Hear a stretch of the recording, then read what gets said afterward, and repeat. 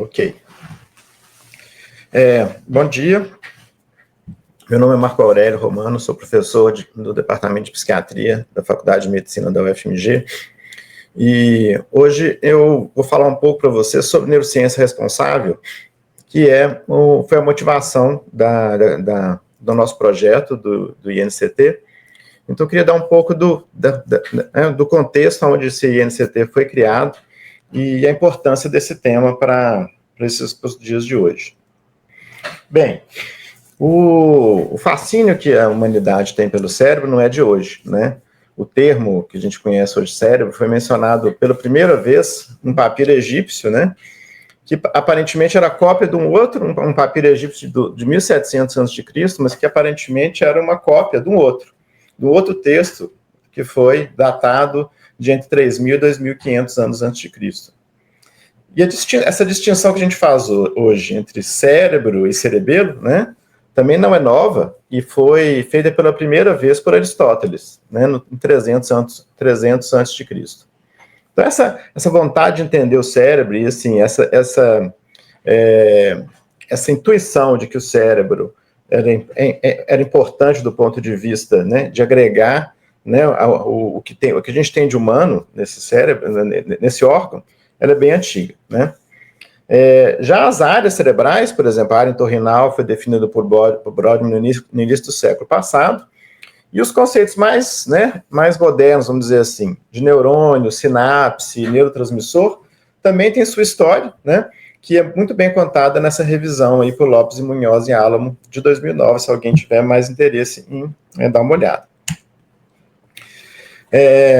Vários conceitos, né, sobre onde moram as emoções, né, onde moram o pensamento no cérebro, já foram estabelecidos há mais tempo, já se tentou mapear o cérebro de várias maneiras, né? Então, essa figura do lado esquerdo aí seria uma figura do que seria a boa saúde, né, do cerebral, associada com diversas áreas diferentes. Hoje em dia, né, a imagem da direita mostra que a gente tem esses conceitos ainda de regiões cerebrais que estão associadas com determinadas funções, mas mudou um pouco, porque a gente hoje sabe que o cérebro ele tem muito mais integração entre suas áreas, né, do que essa imagem aí mais segregada de funções. As técnicas que a gente tem hoje em dia, né, para estudar o cérebro são várias. Aqui a gente eu estou demonstrando uma das mais poderosas, né, que fez com que vários avanços na neurociência acontecessem, são as técnicas de neuroimagem. Hoje a gente consegue estudar circuitos cerebrais com bastante detalhe, né, inclusive de onde vem, para onde vão essas fibras cerebrais, de maneira a entender um pouco melhor, né, como é que funciona essa máquina maravilhosa que a gente tem dentro do nosso crânio. Mas a neurociência, né, a neurociência e suas áreas correlatas com a psiquiatria, ela contribui inclusive para outras áreas, né? O fascínio com o comportamento e com o cérebro é tão grande que lá no século XIX, nos hospitais psiquiátricos, né, onde as pessoas ficavam internadas, foram feitos os primeiros heridogramas, né? Porque os psiquiatras da época, eles tinham muito interesse em saber como era herdado, né, a loucura, por exemplo. Então, os primeiros heredidogramas muito bem documentados foram feitos dentro de hospitais psiquiátricos. Então, a neurociência, né, e suas áreas correlatas, elas vêm contribuindo, inclusive, para outras áreas da ciência. Mas o fascínio com a mente, como ela funciona, continua existindo.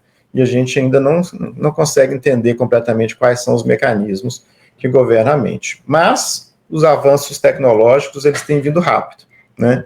É impossível de prever até onde a gente vai chegar, né, no futuro próximo. Mas, de um modo geral, né, a neurociência é central na forma como a gente vive hoje, né? A gente fala muito de neurociência e esse órgão, né, maravilhoso que a gente tem, ele foi capaz de produzir os grandes avanços da humanidade, né? Desde as construções antigas quanto as mais recentes, as tecnologias de estudar o comportamento, ou nas artes, né? Como na música, na escultura, na dança, né, como a nossa, né, essa colonização da nossa órbita, né, ser capaz de colocar objetos fora da órbita da Terra, e todo o conjunto de conhecimento da literatura que a gente possui hoje em dia. Né? Isso tudo passa pelo cérebro, né, foi produzido pelo cérebro.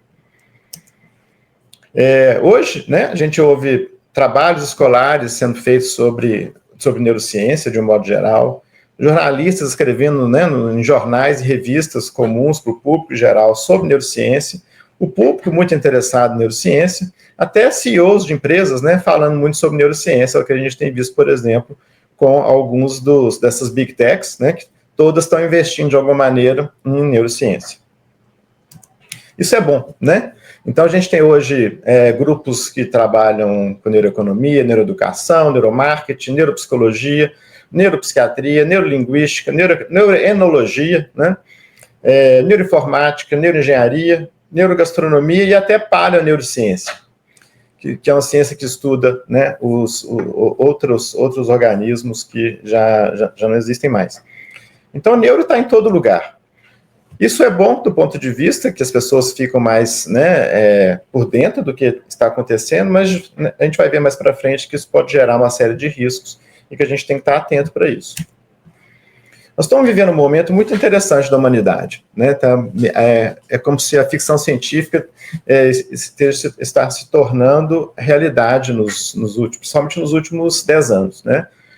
Livros de ficção científica que eu li quando eu era criança, né, com coisas que a gente nunca imaginaria que poderiam acontecer, elas estão aparecendo hoje na nossa realidade, né? Então a gente tem visto aí as interações, né, a manipulação gênica, como a gente pode ver no filme Gattaca, se alguém não assistiu, acho que é um filme muito interessante do ponto de vista de impacto possível, né, dessas tecnologias. Algumas tecnologias que a gente via no Star Trek, né, no Jornada nas Estrelas, elas estão se tornando agora mais factíveis do ponto de vista de aplicação. Robôs, a gente tem visto robôs aparecer por todos os lados, né, e até viagens para Marte, né, estão sendo aí planejadas. Então a ficção científica hoje ela está chegando mais próxima da realidade. E o momento que a gente vive hoje é um momento muito interessante da ciência, porque pelo menos três grandes eventos, três grandes avanços da ciência, eles estão acontecendo agora simultaneamente, né? A gente tem as manipulações gênicas, elas ficaram muito mais baratas e muito mais factíveis. A inteligência artificial, com esse desenvolvimento rápido e avançando em todos os campos da ciência, e as tecnologias de implantes cerebrais, né, de manipulação cerebral, elas estão convergindo juntas, né, e uma influenciando a outra de uma maneira muito intensa.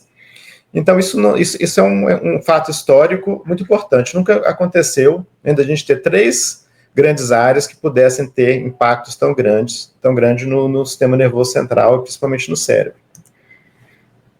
Por exemplo, né, há 2 anos atrás, esse já é um artigo um pouco mais antigo para essa área, né, foi publicado um trabalho onde, utilizando técnicas de neuroimagem funcional, eles foram capazes de identificar, né, e fazer, inclusive, um vídeo mostrando o que a pessoa estava pensando, né? Foi um estudo um experimento dirigido, né, que eles pediram para a pessoa imaginar uma determinada cena, e eles conseguiram depois fazer a reconstrução dessa cena utilizando técnicas de neuroimagem. Ou seja, já é possível decodificar, né, sinais do cérebro e, com isso, interpretá-los em forma de imagem. Ou seja, isso não seria possível há 5 anos atrás, por exemplo, sem a inteligência artificial. Ou seja, a inteligência artificial está potencializando o avanço nesse sentido. A gente já tem também, por exemplo, com relação... Eu vou passar um vídeo curtinho para mostrar o uso, né, desses implantes cerebrais em humanos, na prática. Essa é uma pessoa que ela sofreu um AVC, então ela perdeu ela perdeu a capacidade de fala, né? E esse grupo, eles colocaram um implante nela de maneira a tentar recuperar a comunicação pela fala. Try to basically create a demonstration where we're decoding the text, the speech, and the avatar at the same time. from Anne's brain as she tries to silently attempt to speak. We just trained some new models yesterday, so we might need to test it a little bit. Okay. Because like Yeah, we'll run through some practice runs. the device is an electrocorticography grid, which is attached to a pedestal, which is screwed onto the participant's skull. Anne is the very first person to have this combination.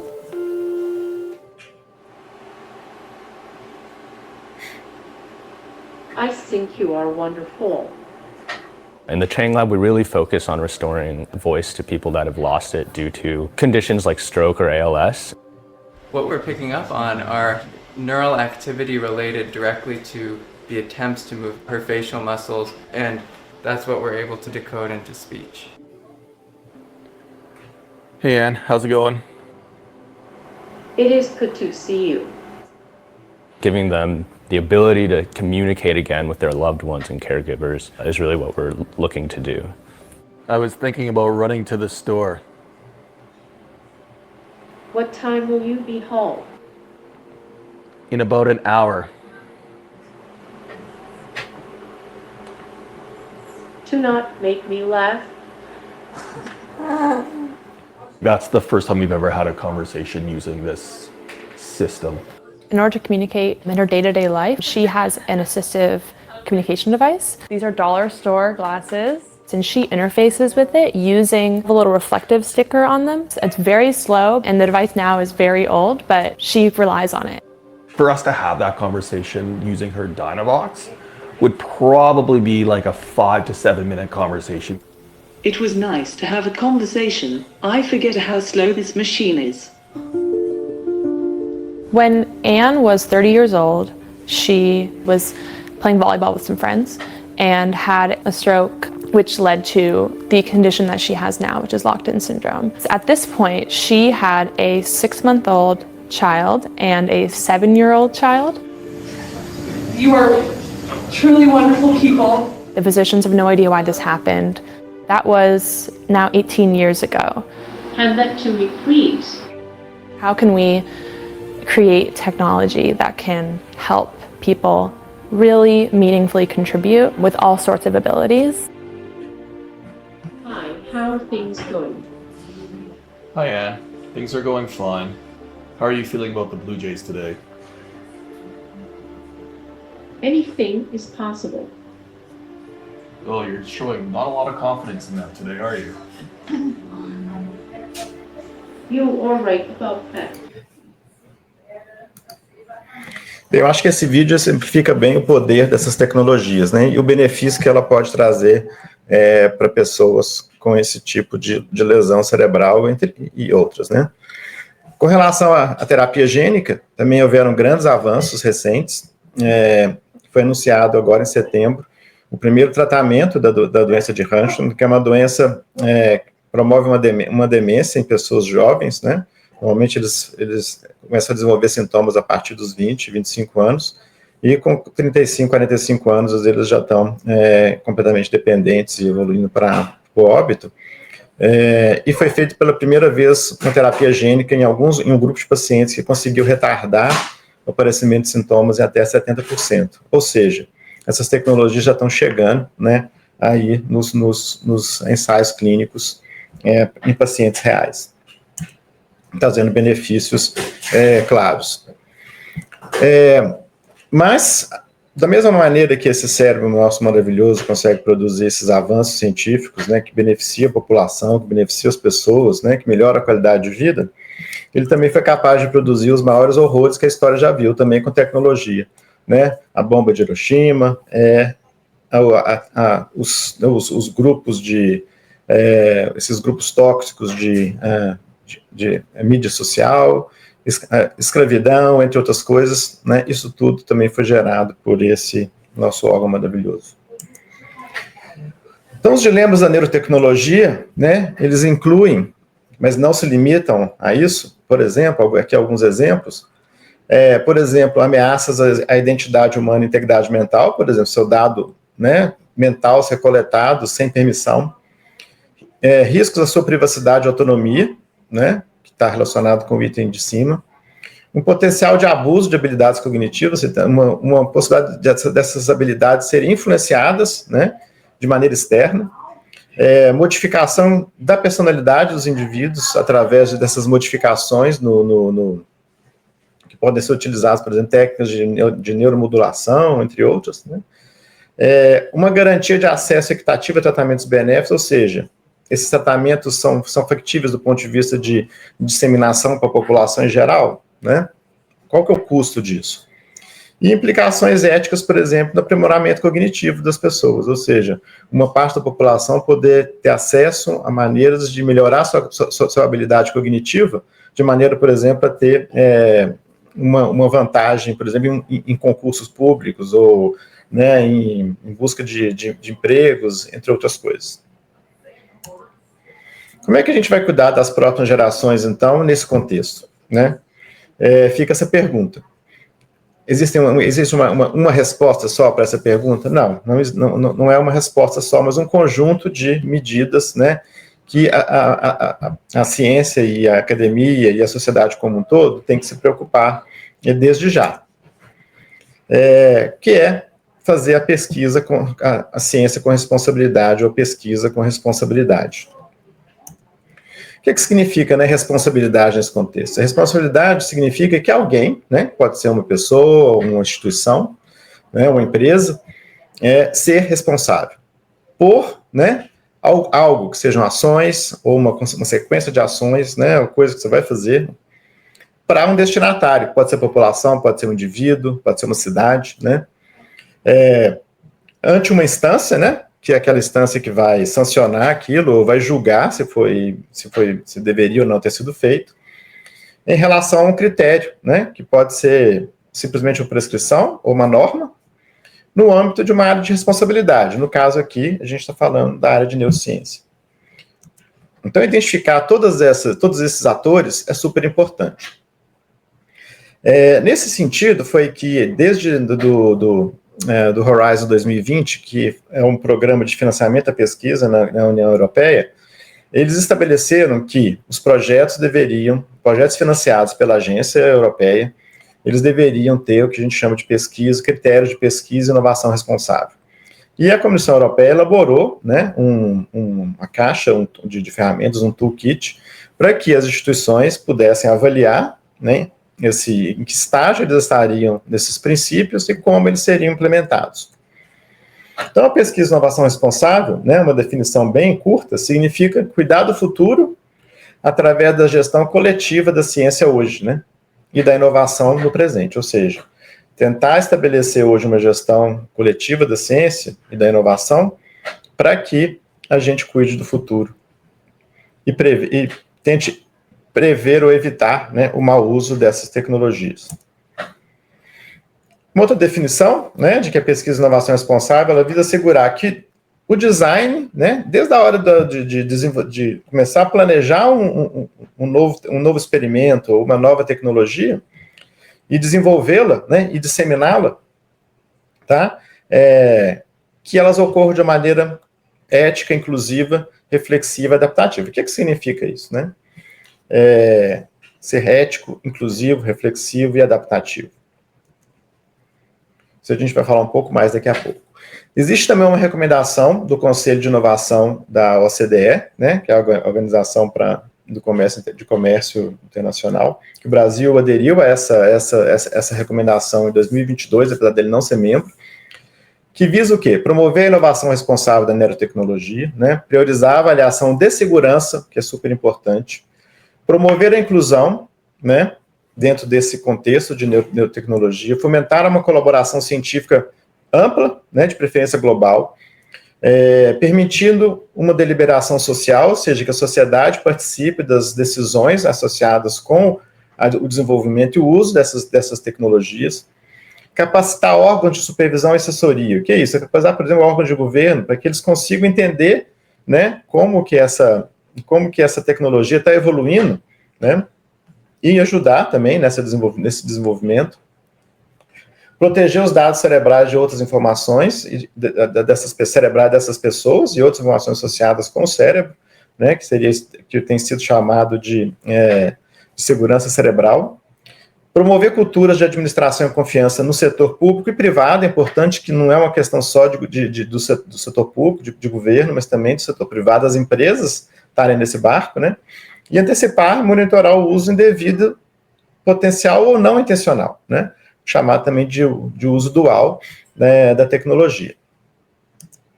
Então, como vocês podem ver, existem várias agências internacionais pensando sobre isso, tá? E aqui vem a questão de antecipar, refletir, envolver e agir, que foi colocado pelo UK Research and Innovation, que é a maior agência de financiamento, a pesquisa no Reino Unido, que eles colocaram 4 princípios, que seriam antecipar, ou seja, escrever e analisar os impactos intencionais ou não que possam surgir, sem procurar prever as coisas, mas apoiar a exploração de possíveis cenários, né, de impacto de cada uma dessas tecnologias, seja eles econômicos, sociais ou ambientais, de maneira que você possa identificar isso antes, né, do acontecimento. Ou então, pelo menos, se preparar para tal coisa. A segunda é o refletir, né, sobre os propósitos, as motivações e as implicações reais de cada uma dessas iniciativas, como é que ela se enquadra, né, identificar áreas que existam e que não exista conhecimento disseminado dessas questões, né, e principalmente os dilemas, né, sociais que podem aparecer aí. Envolver as pessoas de várias áreas, né, envolver grupos, envolver setores, o diálogo, né, e um debate amplo, de maneira que isso possa ser inclusivo, né.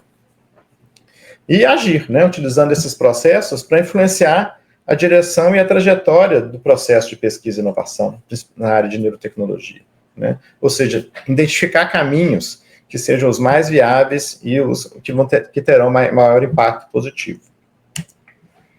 Foi dentro desse contexto que, em 2018, a gente reuniu um grupo de pesquisadores e a gente submeteu o projeto ao edital do CNPq para os INCTs e constituímos, então, o INCT em Neurotecnologia Responsável. Aqui a gente usou uma definição bastante ampla de neurotecnologia, que seria tudo e qualquer tecnologia que forneça informações sobre a atividade cerebral ou do sistema nervoso, ou que afete a função do cérebro ou do sistema nervoso, né? Então, ela pode ser usada puramente para fim de pesquisa, né, para coletar informações, por exemplo, sobre doenças mentais e doenças neurológicas, ou para aplicações práticas, por exemplo, utilizar técnicas de neuroestimulação, novas drogas, né, outros conceitos em contextos que sejam ou terapêuticos ou de reabilitação para doenças e afecções diversas aí do sistema nervoso central. E o objetivo central do INCT é introduzir os 6 princípios da pesquisa e inovação responsável na prática diária de projetos de vários grupos que integram a nossa proposta, que são a ética, a equidade, a governança, o acesso aberto, né? Ou seja, o que for produzido pela pesquisa, ela deve ficar acessível, né? Fora de paywalls, né? Seriam, por exemplo, revistas pagas. Promover o engajamento público, ou seja, trazer a sociedade, o público para dentro das questões dos projetos, né? De maneira informada. E a educação em ciência, porque se a gente não tiver educação em ciência, a gente também não vai conseguir um engajamento público de maneira informada, né? Talvez dentro desses princípios aqui, o que seja mais solidificado na prática hoje, né, principalmente de quem faz pesquisa biomédica, é o de ética. Isso né, é a base, a gente não pode iniciar projeto nenhum sem uma aprovação ética, tá? Mas os outros fatores a gente ainda falha em muita coisa, né? Na equidade, na governança, no acesso aberto, no engajamento público, na educação e ciência. São áreas que a gente tem ainda muito trabalho a fazer. Dentro do grupo, então, de neurotecnologia, a gente, como vocês podem ver nesse slide, a gente tem áreas muito diversas, né? Desde áreas de pesquisa exata, né? Por exemplo, a gente tem pessoal, do departamento de física, do departamento de ciência da computação, passando pelo pessoal da neuroeducação, né? Neuropsicologia, neuromodulação, neuroarquitetura e neurourbanismo, né? E aí, permeando, né, toda essa parte de neurodesenvolvimento, neurodegeneração, e um grupo muito importante que é o de neurodireito e ética. Então é um grupo bastante diverso, com projetos muito diversos também, aonde a gente tem tentado, então, implementar aqueles princípios dentro desses projetos. É um grupo grande também de universidades e parceiros, então a gente tem universidades do Brasil e do exterior, como vocês podem ver aqui. O apoio, né, dos nossos financiadores aí, tanto do Ministério da Saúde, quanto do Ministério da Ciência e Tecnologia, FAPEMIG, CNPq, em projetos diversos, além de alguns parceiros, né, também privados, como vocês podem ver embaixo aí, participação do Ernst Pardini Fleury, a Iconius, que é uma empresa francesa, a Derianame, além de outras instituições também que são públicas, associadas com a gente, ou filantrópicas, né, como a Fiocruz Minas, a Farmavax, que é uma unidade Embrapia da UFMG, o CDTN, entre outras instituições aí. Então é um grupo diversificado do ponto de vista de especialidade, mas também diversificado do ponto de vista de instituições. Para que a pesquisa e inovação responsável ocorra, né, de forma significativa, o que a gente tem que buscar? Primeiro, nutrir e promover essas parcerias que a gente viu ali, né? Uma coisa é reunir um grupo, a outra é colocar essas pessoas trabalhando de disciplinas diferentes, trabalhando de maneira coordenada.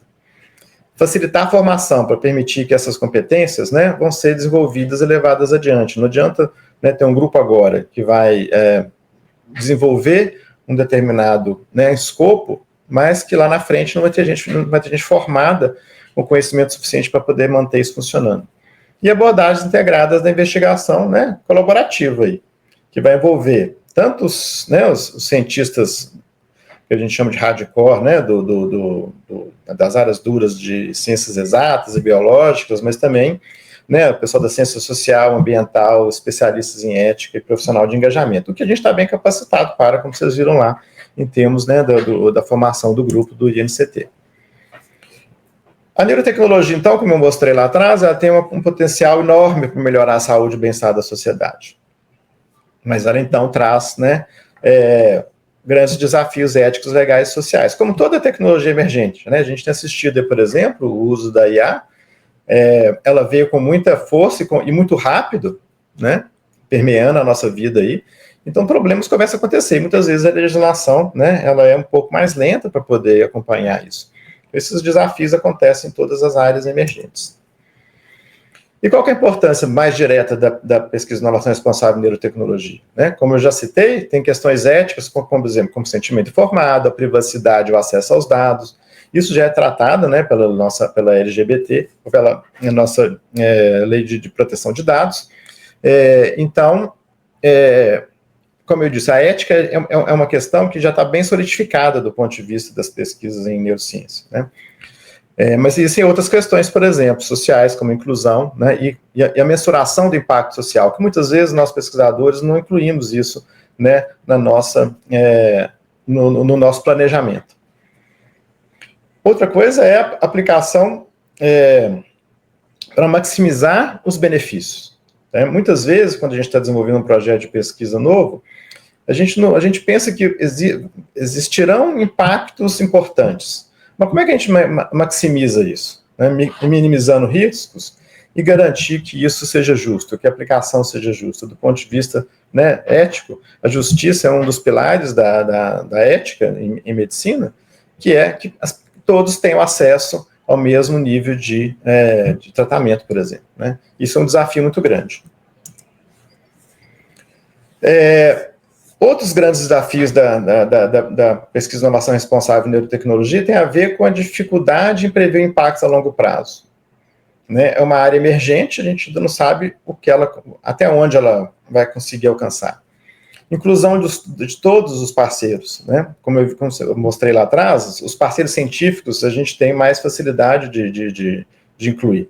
Mas os outros parceiros, a sociedade, os grupos de pacientes, é um desafio incluí-los, né, nesse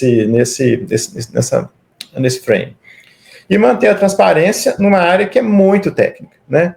Como é que você pode fazer ao mesmo tempo coisas que são complexas e conceitos muito complexos, né, e a gente conseguir ter transparência nisso, e algumas vezes, né, quando as empresas estão envolvidas, as questões de sigilo, né, tecnológico e por aí vai. Alguns outros desafios são a visão tradicional da ciência, né, normalmente ela não está associada com isso, é dividir, né, e ouvir mais a sociedade.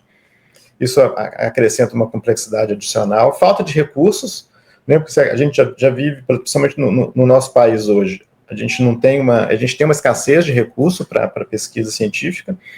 E se você tem que acrescentar outros passos e outros players, né, acaba aumentando o custo inicial disso.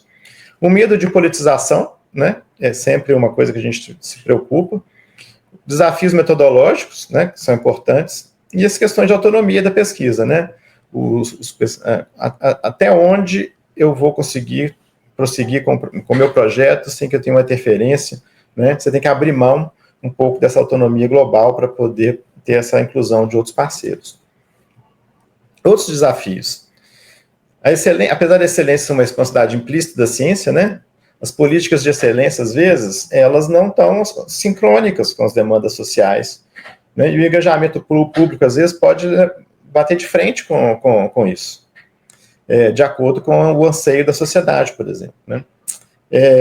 Associações com políticas partidárias é um problema que a gente tem que sempre monitorar, como eu falei ali atrás, o uso político, e a sociedade pode ter uma certa desconfiança, né, com relação a novas tecnologias e como que ela vai ser usada.